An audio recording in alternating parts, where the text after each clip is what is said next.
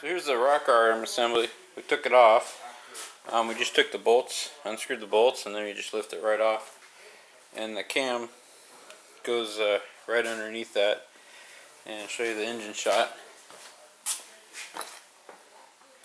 So, used to have the cam sitting right there with that rocker arm assembly right on top of that.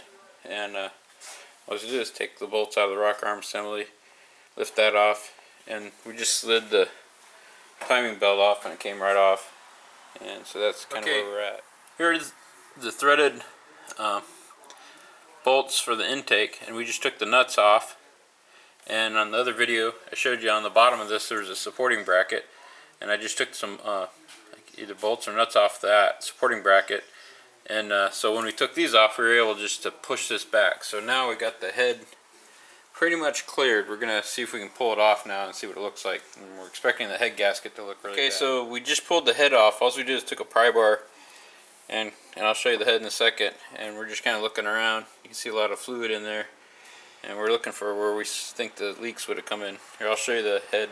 All right, here's the head, and here's the gasket right here. And so we just need to look over this, and we're going to take this to the machine shop and get it machined.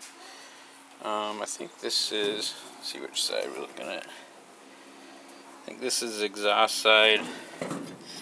This is the intake side.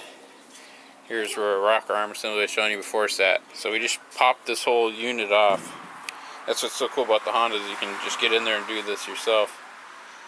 So we're just inspecting things right now. So in the other video I told you we just slipped the timing belt cover off, timing belt off. That's not quite correct, because I actually didn't do this part. What we did is we took the pulley off with the crank pulley off with a impact gun. I'll show you a better shot.